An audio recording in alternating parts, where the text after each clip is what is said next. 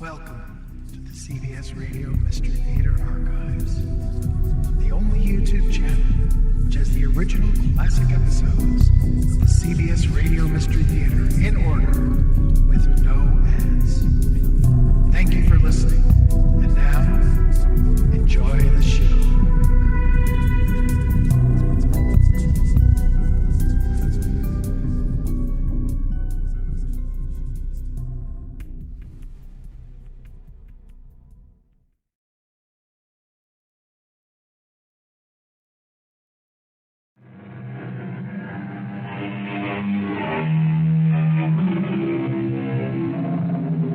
Come in.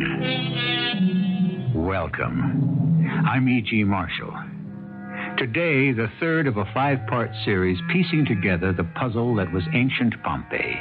Its people, their lives, their dreams, all suddenly snuffed out by the most dreaded of natural cataclysms, the eruption of an incendiary volcano. Was it, as some preached at that time, a retribution of gods against Pompeii, the city of sin? An accident? Fate? Today's tale takes us 48 hours before the end, a story of men and women who have still very much to live for. Centurion, will you tell your prisoner, Marcus Rufus, that within an hour, an appeal will be made to the Senate to spare his life? I'm afraid it's too late for that now. What do you mean? He is innocent. Hear that? That lion will decide whether Marcus Rufus is innocent or guilty.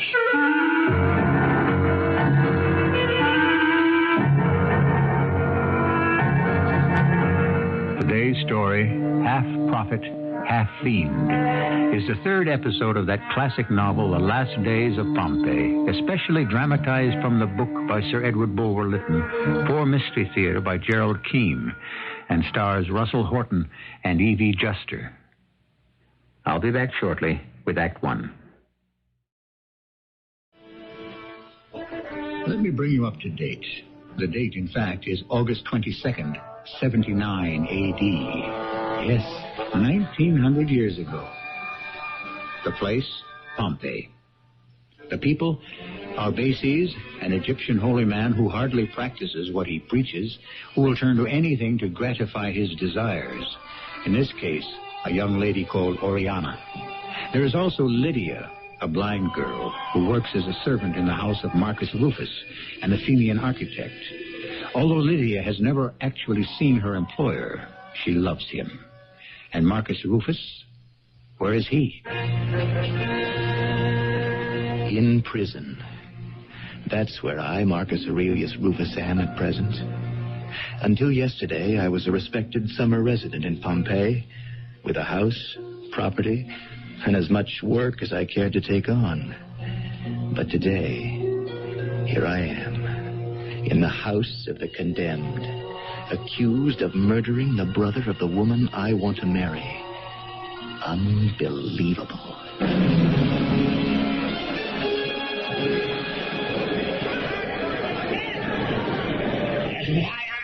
I can't be calm like you, Senator, sitting here in the inferior box and waiting for the gladiators to begin. Oh, my dear Diomed, accept it. I cannot believe that Marcus, a good, honest Athenian, would put a knife in anyone. Hear me. You're a good man. You have no idea what goes on in the minds of certain people. What can drive them to murder? Senator, are you saying that I am a simpleton? No, I'm not.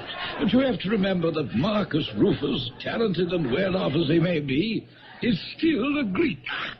Marcus Rufus himself, out of pure friendship, decided to share his professional life with me and give me a new start. He would design houses, I would build them. Now, I ask you, is that the conniving of a criminal? A fresh start in life he was giving me, eh? Well, is it? Yeah, perhaps, but he's still a Greek. You're adamant, then. Marcus will be judged in the arena this afternoon, eh? By a lion. Oh, actually, my friend, I recommended mercy, but it was the decree of the entire Senate. Oh, come now. If your friend is as innocent as you believe, no beast will touch him. Yes, I know. That's what the Romans believe. Well, don't you? How many condemned who defended themselves in this arena against a tiger or a lion? How many have lived to the next day? Very few. In fact, none. But what does that prove? Merely that they all died because they were all guilty. Here come the first two gladiators.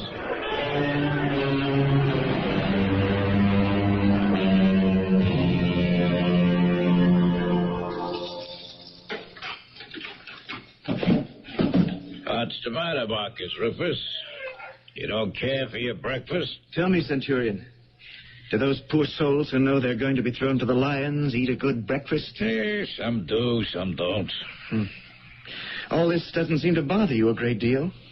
Bringing meals to the condemned, selecting the lion. Bother me? Look, I think that you're guilty of stabbing that young priest Abbacides and of killing him.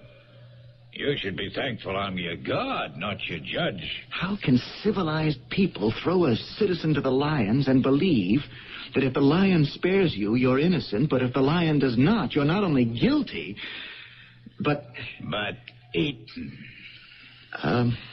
Let's not talk about it. Well, and why not finish your breakfast, eh? You'll need your strength. Centurion, do you know at what hour I am to enter the arena? Well, that's up to the senator to decide. I'll be talking to him. I'm sure he regrets all this. The senator regrets. What in the name of Jove does he know about death? I was caught in a web of circumstantial evidence. As I remembered that night, I realized some kind of drug must have been put into my wine cup, which, as we Greeks say, blew the mind apart. So, I ran from Diomed's party, and the next thing I knew, there was Abbacides, brother of the woman I loved, lying dead at my feet in a cemetery. His blood on my dagger.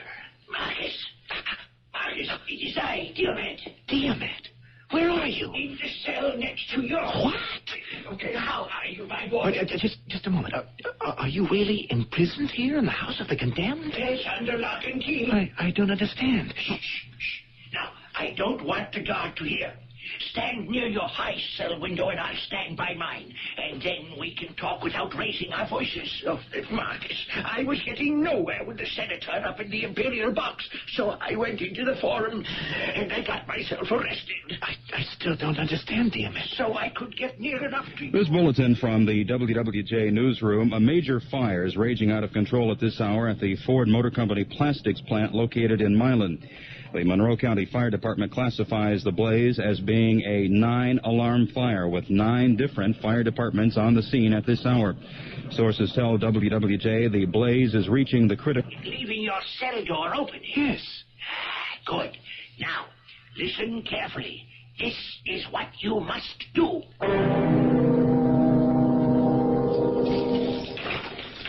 I brought you your noon meal. You needn't have bothered. I told you I don't think much of your prison chef. Don't be so picky. Here, let me untie your hands. I brought you a large beaker of excellent wine. Very nourishing. Well, have a sip. Go on, your hands are loose. Mind you, no tricks.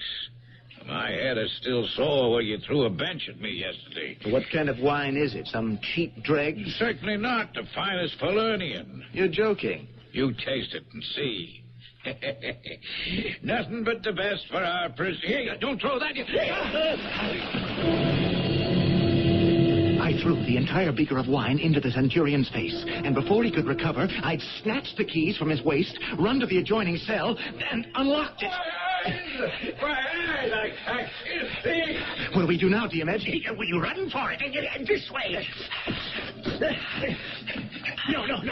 That is closed off. It must be the other way. Oh, by Jupiter, I'm lost. No, I'm not. We can get out down this corridor. Are you sure you know how to get out of this prison? You two! That passage leads nowhere. Oh, I thought I was sure. Where do you think you're running, eh? If you want exercise, Marcus Rufus, you'll have to wait until later this afternoon. The Lion will be very happy to give you a workout. Now, back to your cells, the two of you. March! I'm sorry. Don't worry, Marcus. I'm not giving up. After all, Senator Publius Cornelius was a guest in my house when all this happened. I have just got to find the right approach to him. He will listen to reason. All right, the two of you. Into your cells. It's not going to be so pleasant anymore. Oh? It was pleasant before? You'll think so when I put leg irons on each of you.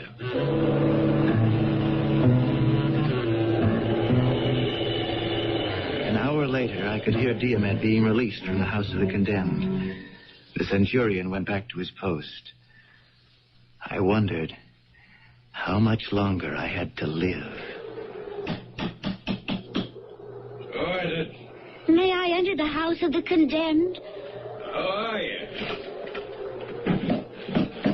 All right, who are you? Well, a chance ago when you spoken to. What do you want? I must go to my master. I am Lydia, servant to Marcus Aurelius Rufus. You can't see him. It's not permitted. But I have an important and most urgent message for him. Yeah, you look like a nice girl. Why do you work for a man like that? He's my master. I'm his slave. Bought you, I suppose.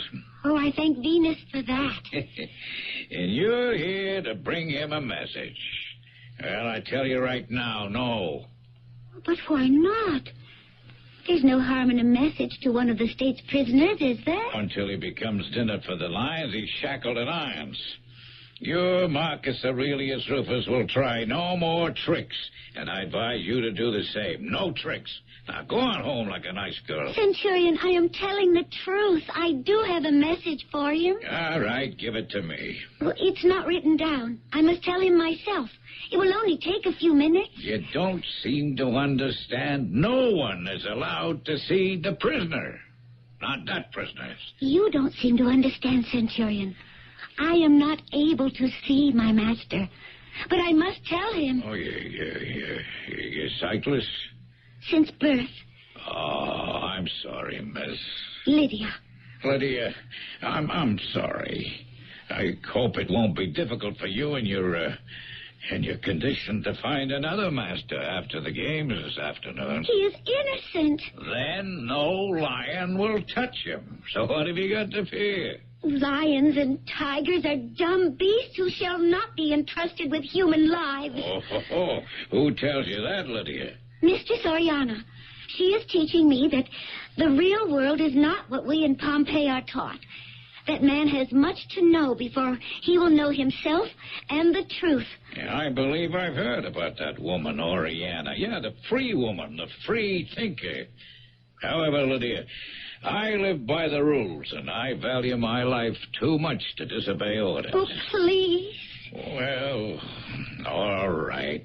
Give me the message, and I promise I'll tell it to Marcus Rufus myself, word for word. Well, tell my master that his betrothed, Orianna, has had a change of heart. No longer does she believe he is guilty of killing her brother, and that within the hour, she personally will go to see Publius Cornelius, the senator, and beg him to spare Marcus's life. I think it's too late for that now. What do you mean? He is innocent, I tell you. You hear that, little girl? That's the lion. The very lion who'll decide whether Marcus Rufus is guilty or innocent.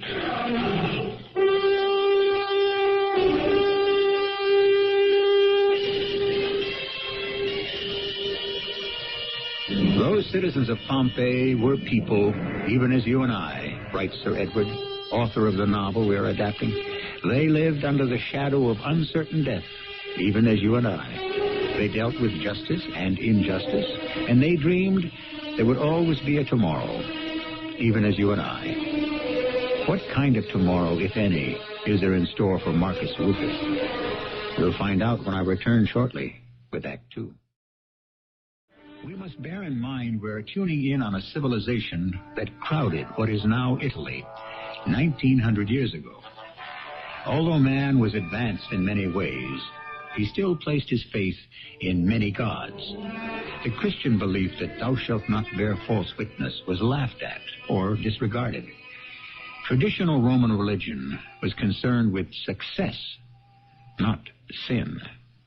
Don't you understand, Centurion? Someone is not telling the truth. What do you mean, someone? Orianna says someone is a false witness, and she will tell that to the senator. Young woman, I was that witness. I myself saw the bloody dagger in Marcus's hand, and Orianna's brother dead at his feet. You were deceived, she says. And Arbaces, the high priest who actually saw the murder done, he was deceived also. He was right there at the time. There was someone else who saw the murder. Who? A man I used to work for before I was bought from him by Marcus Rufus. Calvus, the tavern keeper. Oh, why hasn't he come forward? Well, I think he wants money. This morning he came to Orianna's house and said he had proof if Orianna would make it worth his while. Oh, his proof has a price. When she asked him how much, he said, "You decide." And then? She said, "I have decided. Get out of my house immediately."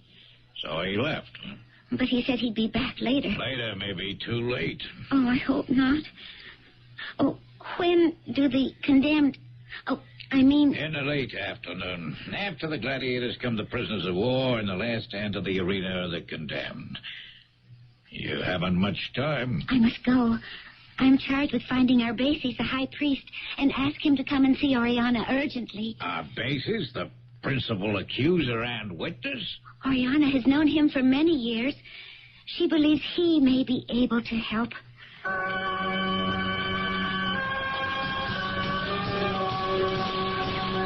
Arbaces. You are Arbaces, the high priest. I am. I speak with you if you've not yet shared the pleasure, Master. My name is Calvus. I keep a tavern near the bay down by the docks. I wonder, what I have to say to you is such a private nature. Is there any, place we might talk? These men fashioning the new marble pillars, they're Egyptian workmen from Luxor. Oh. Rebuilding the broken front of the temple. Ah, yes, from yesterday's earthquake. Yes, exactly. We can sit here and talk. They don't speak our language.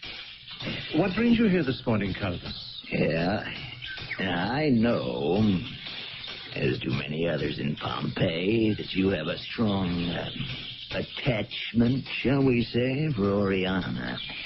But she is betrothed to an Athenian who in a very few hours, if all goes well in the arena, will no longer be rival. Unless, of course, the lions leave him alone, or Marcus Rufus is proved innocent. I don't follow you. Don't you? You, of all people, must know Marcus Rufus is innocent of that murder. Explain yourself. I was there, Master, that night. I was in that grove by the Street of Tombs. I saw it all. I saw your dagger, Arbaces, pierce the heart of Epicydes. You were alone? Oh, yes, quite alone. Now, I think I should tell you that I went to see Orianna this morning. You're a man with a good business sense. Did you make her an offer to sell what you saw? She sent me away. Wouldn't hear me out. I'm glad you came to see me, Calvus. Now, if you don't mind, I had better look after my workmen. You come around next week sometime, and we will talk gold. Before I go, honored sir, would you consider... Wouldn't you like to give me something in advance? Before Marcus is thrown to the lions this afternoon. You couldn't wait until tomorrow. Tomorrow, you might forget. And in all probability, an innocent man will have paid for your crime. What price, Calvus? I'll leave that to you. I've heard tell that you have a treasury of gold. That is as great as Nero's. So they say, down there. below the temple. Underground. Well, your silence should be rewarded. Lead the way, our bases. I'll be right at your heels.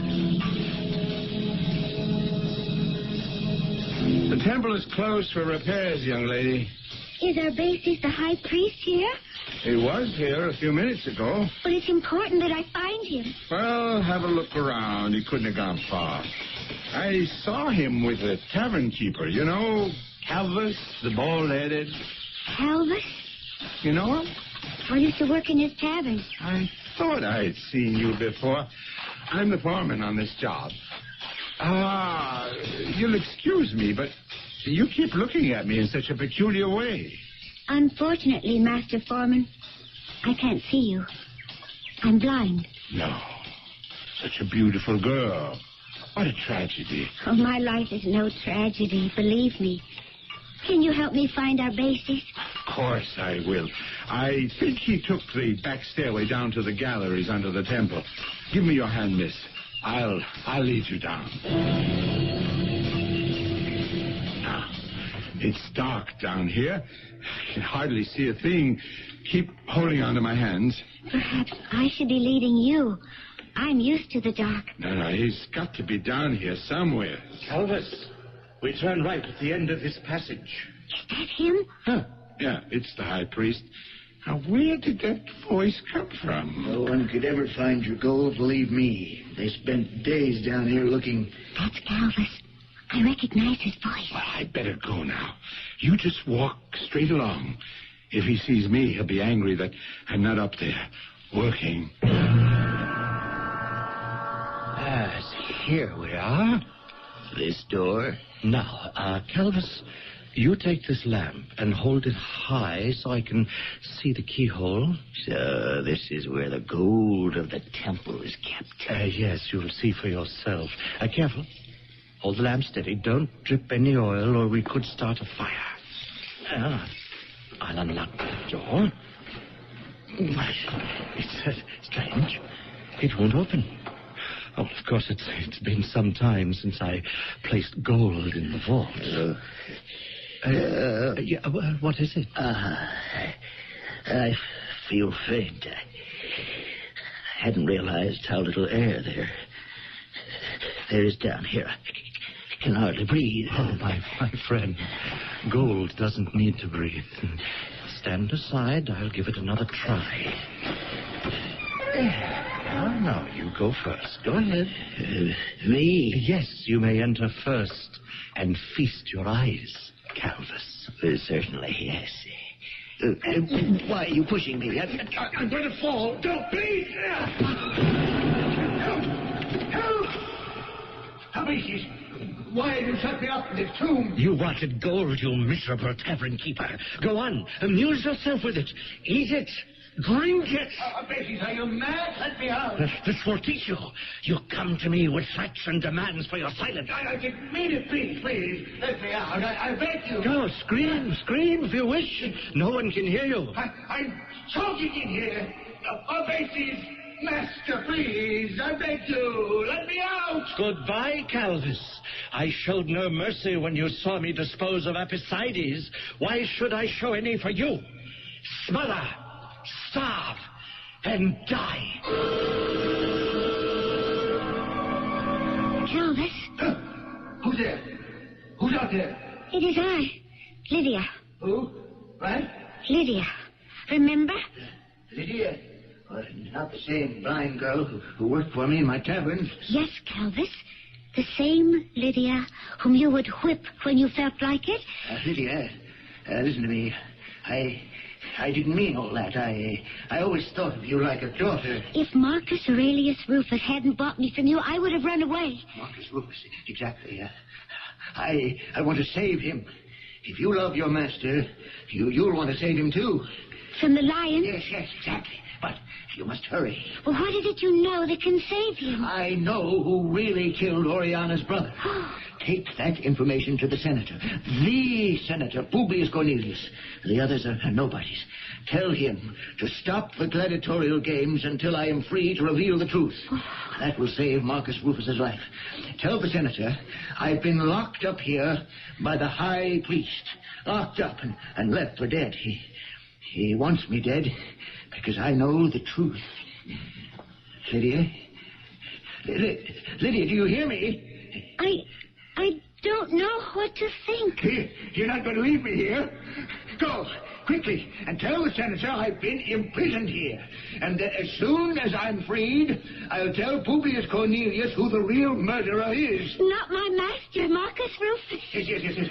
I do mean that. Now, go, before it's too late. Well, who is this young lady? May I ask what you're doing down here? Don't you know this is consecrated ground? Are you Arbaces, the high priest? It is your voice. Indeed I am. My mistress, Orianna, has asked me to find you and for you to please see her as soon as you can. She said that. Oh, did she? Well, is that why you are here, little lady? Talking to yourself? I'm talking to Calvis. To who? Calvis. He's... Oh... He's... what? Behind that door. Oh, there is no one behind that door, child. Perhaps you're not feeling too well. Why do you say that? Of course Calvis is in there. I know his voice. Well, shall we see for ourselves? Here, I'll open it. Go inside. Oh, have a look around. There's no one in there. Why are you pushing me through the door? Oh, please, let go of me. Calvis, come help me. I don't want to go in here. Oh, but you must, you little... Oh, Calvis, help!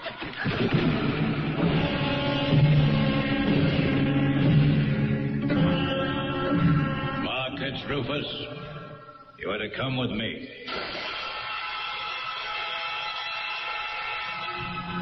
4 hours before noon, I was taken from my cell to one of the cages underneath the amphitheater. I still had not eaten or drunk. Sometimes strange potions are given to the prisoners, and I was taking no chances. In a cage next to mine roared a very hungry lion. As was the custom, he had been starved to put him in the proper mood for an encounter in the arena. My only comfort was the blessed news from that dear blind Lydia that my beloved Orianna no longer doubted my innocence. I thought much about Orianna and wondered if I should ever see her again.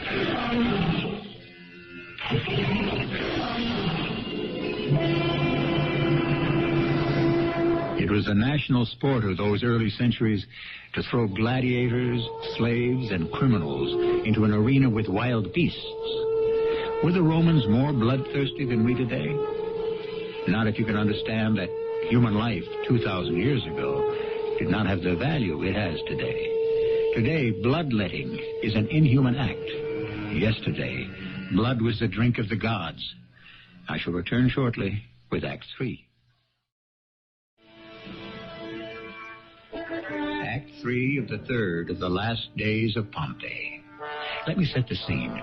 In the atrium of the House of the Marble Faun, a meeting of Orianna and Arbaces. As Bulwer Lytton describes the man, he is stately, with dark hair, dark robes flowing long and loose, arms outstretched, glittering eyes, fierce with a savage gladness, half prophet and half fiend. Orianna. It was good of you to come here, Arbaces, when you are so busy. Rebuilding the temple? Orianna, you forget how often and how happily I used to visit your house. But that is past. Are we not friends still? How can you ask? I would have been here sooner, but I only just learned that you needed me. Did you bring Lydia back here with you? Well, isn't she here? She left me at the temple an hour ago. No, I haven't seen her. It's not like her to dawdle on the road. Arbaces, forgive me, but time is precious, and I must speak what's on my mind. At first I mistrusted Marcus, but now I am convinced of his innocence. He did not kill my brother. What makes you believe so? A dream I had last night. I was at Delphi in my dream, and the oracle spoke. Well, dreams seldom speak the truth. Dreams are the visions of the gods. Marcus is no murderer. Well, I wish for your sake that it were so, Orianna. But with my own eyes, I saw him, the bloody knife in his hand. You lie. It could not be. I wish it were not. I hate you, Arbaces, for saying so. Why did you send for me, Orianna? What can I do? Arbaces, use your powers, your influence. If you are able to set Marcus free, I promise you I shall never see him again. I have to know he is alive. Arbaces, I beg you. Believe me, if I could save Marcus, I would. Go now to Publius Cornelius and recant. You were the chief witness against him. Say you were mistaken. Anything. I'm helpless. It cannot be. The oracle has spoken. It is not Marcus who slew Arpacides. Don't you understand? Marcus isn't capable of murder. He loved my brother. But he was not himself. Suddenly he ran from Diomed's house, shouting strange oaths like a madman. Couldn't you prevail upon the senator and insist that Marcus had lost his mind? He was no longer Marcus himself, but Marcus infected by the god Chaos. Orianna, if I could have Marcus freed, removed from the lion's den, if he made no appearance this afternoon at the gladiatorial games... Could you? I said if. Would you consent to be my wife? Your wife? Has it never crossed your mind that since you were a young girl, I have loved you deeply? Wife? My brother's blood unavenged. The man I love with all my heart. To be torn apart by a wild beast this very afternoon. And you ask marriage of me? Never. But why never? What had I to do with your brother's death, except to have arrived too late to prevent the deed? Arbaces, I swear to you on the altar of Isis, if Marcus should die this afternoon, I shall follow him in death. Oh, my dearest, you cannot. If ever you loved me, do not fail me. You have denounced Marcus. Go now and forswear that accusation, or accept my blood as well as his on your hands.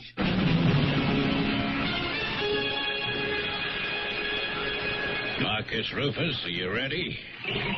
My readiness, Centurion, doesn't seem to matter. The lion is ready.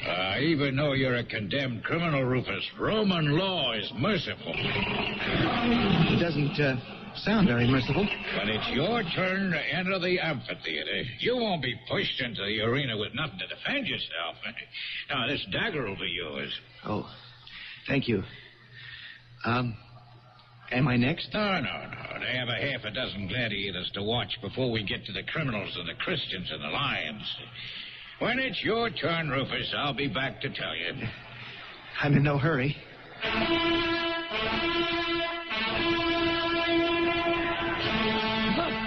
Niger has done it again. How many sesterces did you lose, dear man? 10, Senator, but frankly, my heart isn't in the games today. What? Because of Marcus? Oh, my dear Diomed, I am sorry about Marcus Rufus, but you mustn't let it spoil the day for you. And now, what? Something's wrong. There's a delay for some reason. Well, how about some wine, eh, Diomed? That'll perk you up. I'll have it brought here to the Imperial box. Yes, I suppose so. My dear man, Marcus Rufus may be your friend, but he killed a man. I can do nothing. You there, slave.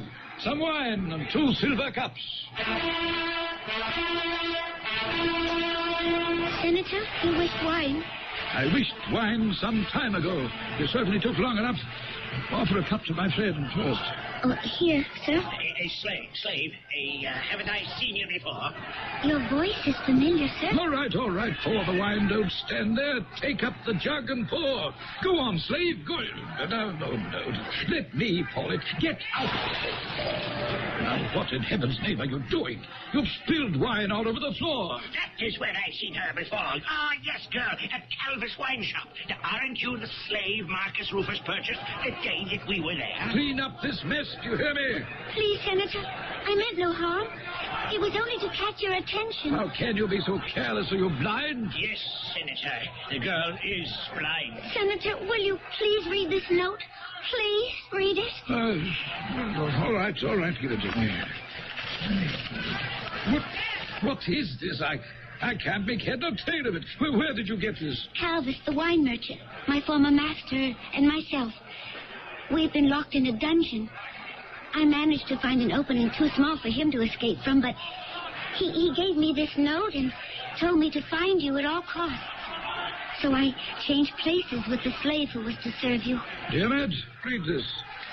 This is a note from that Calvis who claims that Marcus Rufus had no hand in the murder he's accused of. Hey, I knew it. I knew he was innocent. You'll have to stop the games now. No, it's too late. Slave, you, female. Yes, Senator? This Calvis who claims he knows the real murderer of Orianna's brother, where is he? Locked up underneath the temple of Isis. Arbaces, the high priest, forced us both into a vault. Did I hear my name mentioned? Yes, Arbaces, there seems to be some question here. Your face is familiar, slave girl. Do you have a sister? No, master. It was I, Lydia. Don't you know me? She says you locked her in a vault. What nonsense. Read this note, Arbaces. What is this? Is this some kind of a joke? It's a serious accusation, Arbaces. Your word is questioned. Calvis writes that he's your prisoner and he swears Marcus is no murderer. Who is this Calvis? This note could very well be a forgery. You're not taking the word of a tavern keeper and slave girl against that of a high priest? Oh, who would bother to forge the seal of Calvis? For what reason? It's quite obvious that dear Ned sets his friendship with this Athenian murderer above the law. Well, enough of this bickering, or we'll have a riot on our hands. Centurion! Centurion! Where is that fool? Yes, Publius Cornelius. Where were you?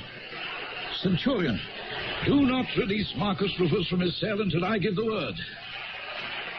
So, Arbaces, you know nothing about people being imprisoned underneath your temple? Nothing. I know nothing about it. Here, take my keys, Centurion. Go to the temple. Try all the doors. If such a man is prisoner, bring him here. I have nothing to hide.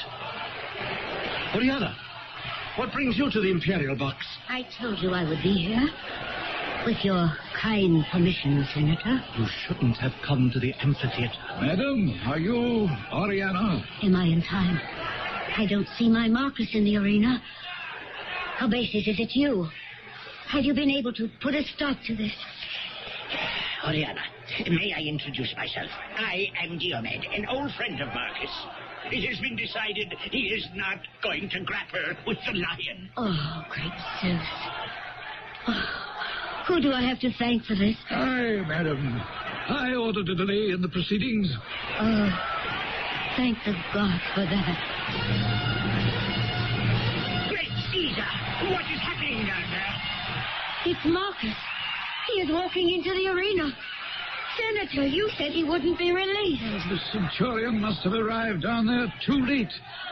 But, Madam Orianna, if Marcus Aurelius Rufus is innocent, he will not be harmed. You are an insane fool to believe that. Apollo, help us. The lion is being let out of its cage. No, I cannot look. I don't think the lion has seen Marcus. Marcus is standing there, his arms folded.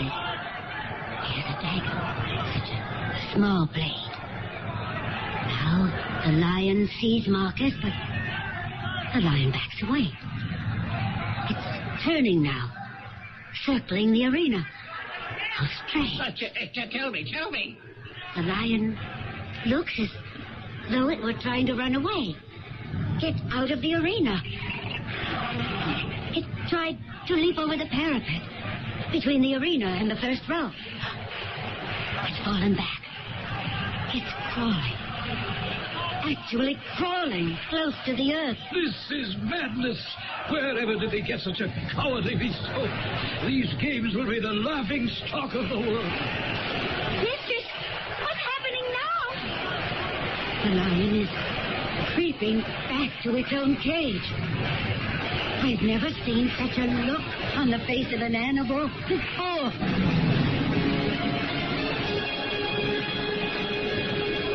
It was fear. I know animals. I've hunted wild boars and tigers, trapped lions and elephants. That lion was frightened. Not of me.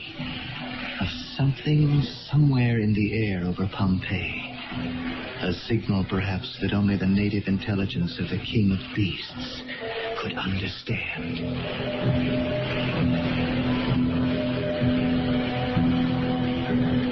Today, with a greater knowledge of man and beast, we can comprehend what in those days only an animal could sense. Through the ages, we have learned that an animal can spot danger long before man. Instinctively, that lion wanted to hide. But the people of Pompeii, never once did they look over their shoulders at the smoldering Vesuvius. I shall return shortly. Edward Bulwer Lytton, the author of The Last Days of Pompeii, paints a broad canvas, but with tiny detailed strokes. He balances the personal comedies and tragedies against the public drama about to unfold. When next we take to the airwaves, we shall be 24 hours before Pompeii disappears forever under an avalanche of volcanic ash and lava. I shall be here then and describe that scene for you. Our cast included Russell Horton, Ian Martin, Earl Hammond, and Evie Juster. The entire production was under the direction of Hyman Brown. I hope you enjoyed this episode of CBS Radio Mystery Theater.